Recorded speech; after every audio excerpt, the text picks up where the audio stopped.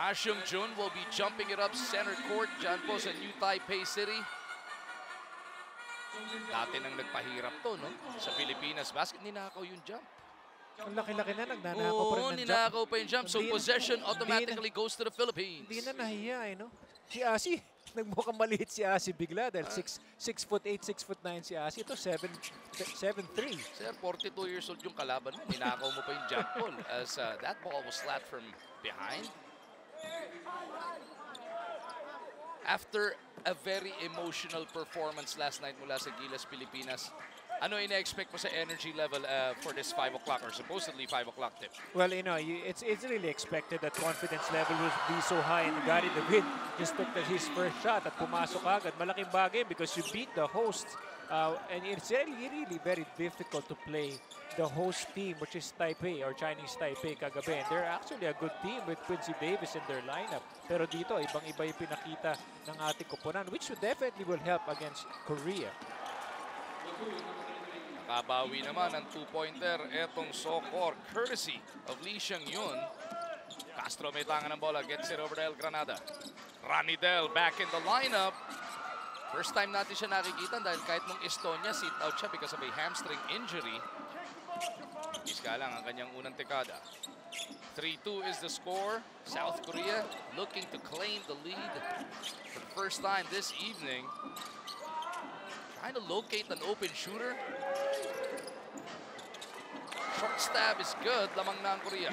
You know, grabe rin ang Korea. They're very patient with their offense. But the good thing is, ito may threat din sila in the shaded area. That's why they would not just rely on their outside shooting. Ranidel, nasaraduan ng pinto doon sa poste. Nilabas muna kay Jason Castro. The blur goes all the way around to Taulava. The elbow jumper is out. And it's going to be imperative for our big men to knock down those perimeter jumpers para nga makalabas o labas. Kailangan lumabas na itong 7'3" na si Ha. I mean, he will definitely change a lot of shots. But kita mo sila, they've been shooting well from the outside in this ballgame. 6-0 run na to para dito sa Koreans. After Gilas scored the first 3 of the contest via a Gary D3. Castro wraps it over papunta kay Taulava.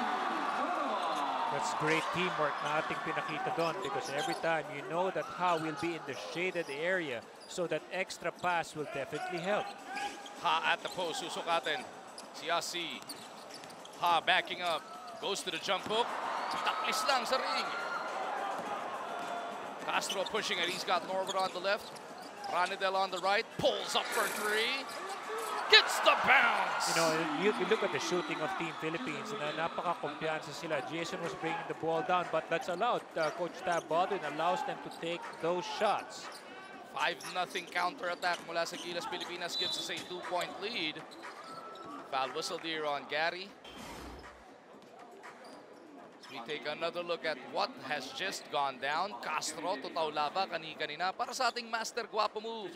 Lapit sa atin ng Master Face Club, sikreto ng mga guwapo.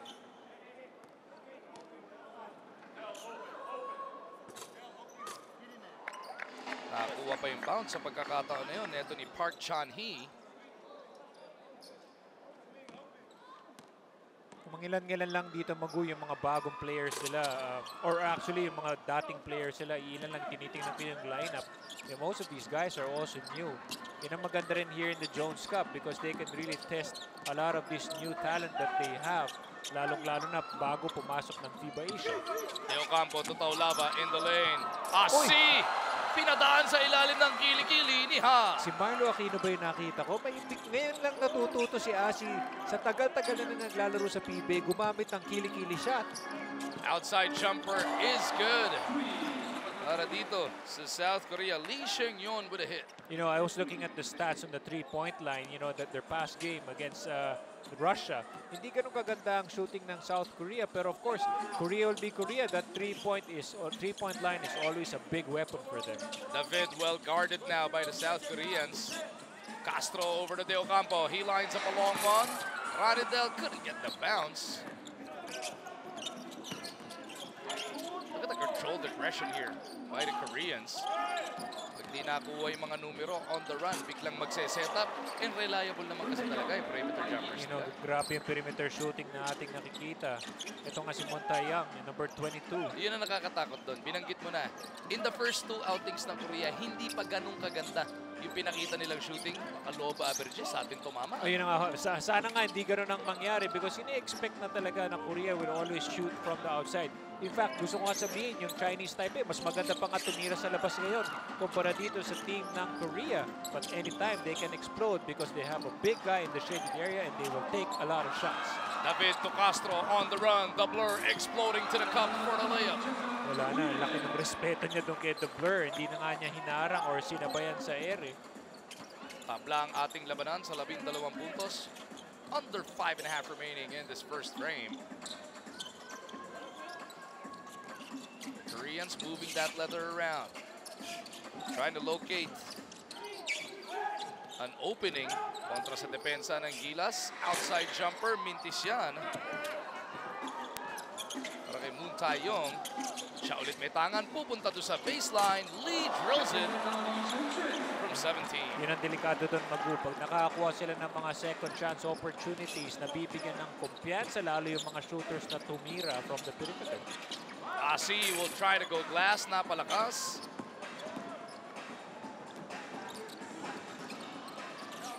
So far, so good yung depensa natin nakakasabay in transition.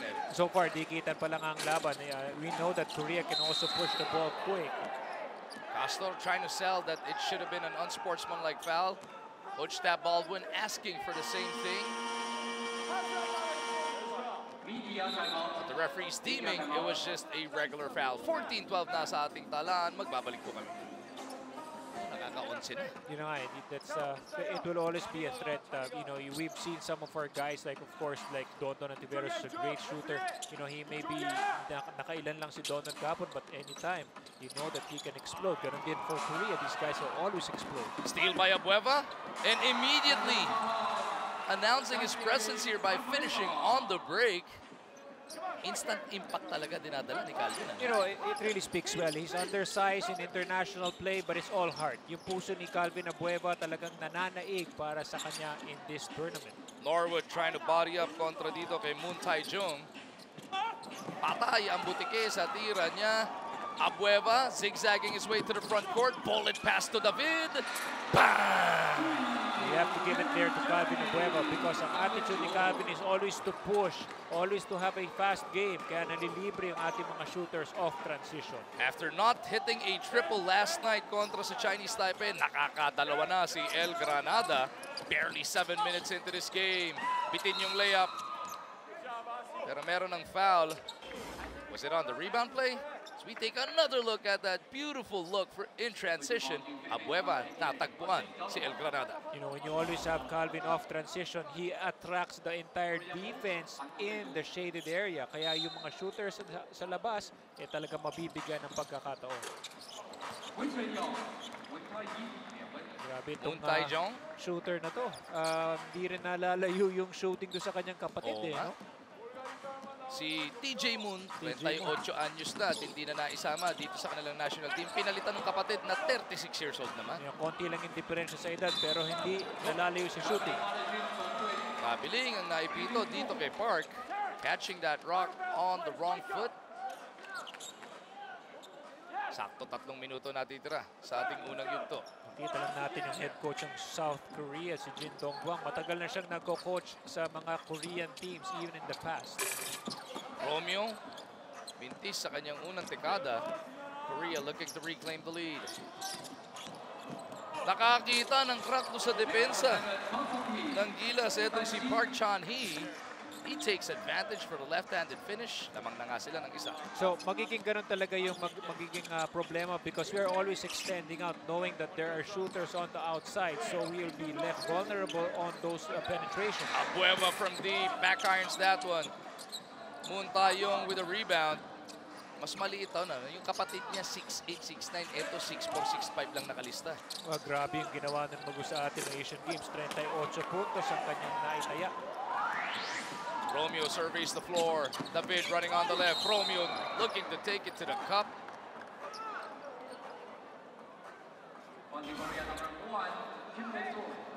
Alam niya kaagad eh, no? He will always go full throttle, diretso sa basket. Ang lakas din talaga ng loob ni Terence Rome. Biro mo 7'4" si Ha. Si Terence eh, wala pa halos 6 feet. Pero wala siyang pakialam because kahapon, binaboy niya sila Quincy Davis na gusto sanang sumupal pa sa kanya ilang beses. Kim Tae-sul was whistled for that foul. Romeo coming off that spectacular 18-point performance less than 24 hours ago, takes care of the first free throw. You know what's nice about it, you know, they saw Terence knowing that he can really drive to the basket. Hindi pa nila nakikita yung outside guns. Na 1 of 7 lang siya from the 3-point line kagabi, no? Yeah, because ang talagang ang pinupunta rin ni Terence, gusto niya talagang to destroy the defenders who are really closing out on him. Kaya pag masyadong malapit, drive na lang ang kanyang pwedeng gawin, which is actually very good because maraming malilibreng drop passes sa ilalim. 1 of 7 nga sa 3-point line, 7 of 9 naman from the 2-point area. He gives Gilas a 1-point lead now after taking care of both free throws. Jimmy Alapag pinasok na ni Coach Tab. Alapag is with Romeo, Abueva, Pingris at etong si Mo Tautua.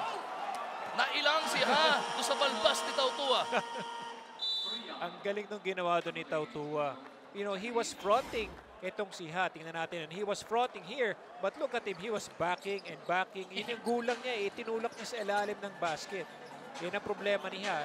He may be big, but he's At Wellington Saints ng New Zealand ngayong September 11 to 13 na po yan sa Smart Araneta Coliseum. Buy your tickets now at ticketnet.com.ph or dial 911-5555. Laban Pilipinas. Alapag. Hand off papunta kay Abueva. Sa kalating minuto na lang natitira sa ating unang yugto. Tautua from deep. Minti siya ng 2 attempt niya kagabi. Ngayon, nagminti sa kanyang una. He's got to take that shot because maganda yung pagkakaset-up sa kanya doon ni Calvin. At saka i-release mo kung may tira naman talaga. I think he can hit that. Yun nga yung maganda kay Mo Tautua because itong napakalaki niya, in order for him to just be waiting na malapit sa basket, he has to draw him out and try to get him to hit a couple of those shots. Abueva whistled for that reach and foul. A minute 17 remaining in this first frame. Inbound from the baseline. Nahihirapan ang Korea. Tatanggap naman si Kim Sung-yun. Pupukol mula sa malayo. Dire-diretso rin. Dito naman kay Lee yung rebound. Park on the attack. Gets it to Lee. 11 na ginagawa niyan. Mintis ngayon. Sa rebound play, 3 nakapaligid dito sa 7-3. Isa sa kanila foul, either Ping, Abueva, or Terence. It looks like it's going to be Calvin because kinapitan ni Calvin doon sa may bewang doon eh. Halos kalahati lang si Calvin Abueva kung titingnan mo si Ha eh. Pangagaba gagawin. Ganyan na nga, hawakan mo na. Foulin mo na lang. JC Intal making his Jones Cup debut here for Gilas 3.0. He was part of the reserve last night. Ganyan pong gagawin na Coach Tab, ano? Babalasahin yung 16 na player na available sa ngayon. Magiging 17 pa yan pag bumalik na si Andre Blatch later on this week. Dahil nga araw-araw ang laro, ayaw mong may masasaktan, ayaw mong may masyadong mafafatig factor. Yun na, malaking bagay yan because, you know, they're in the Jones Cup. Gusto na nga nilang matest yung mga players pero at the same time, they want them to grow and improve in their game. Look at Ha and Tautua battle for position doon sa loob. This time around, napituan ng foul si Mo. You know, but Mo is tough. Look at him. And, you know, hindi siya basta-basta natitinag ni Ha. Kita mo, he's just holding his ground. Kung nag-Philippine team ka, Rick, gano'ng kalaki ang pinakamalaking nakabakbakan mong ganyan? 7 feet si Shantao. Shantao, si Shantao was already there. Talaga iba yung henerasyon mo, Shantao pa katapat mo. Shantao. Sila sa Hindi nakilala ng mga bata yun eh. Hindi na nakilala yun. Yao Ming na yung, si Yao Ming nga, medyo nanganganib na hindi rin makilala eh. 1918 nasa ating talangan. Etong Gilas po, abante pa rin ang isa. But not for long as another jumper is buried by Lee Xiang-yun. 13 puntos na. You know, he's having a hot start and we're just in the first quarter of play. Intal dribbles this one in. Pabandang tira. Lumapang papasok. You know, Jace has been working on his game. You know, babalitaan natin, pumunta pa yan sa abroad para mag-training. Sa you know, Impact, ano? Yun na nga, sa Impact din siya nag-train. And so, what a season he just had. Yun Para na sa nga, Barako Bulls. exactly. Talagang kulang na lang talaga. This is fitting for a career of JC Cup. 21-20 nasa ating talaan nang matapos ang unang 10 minuto ng aksyon. Makakapagbaon po ng kaprasong kalamangan ng Gilas Pilipinas heading into the second quarter of action.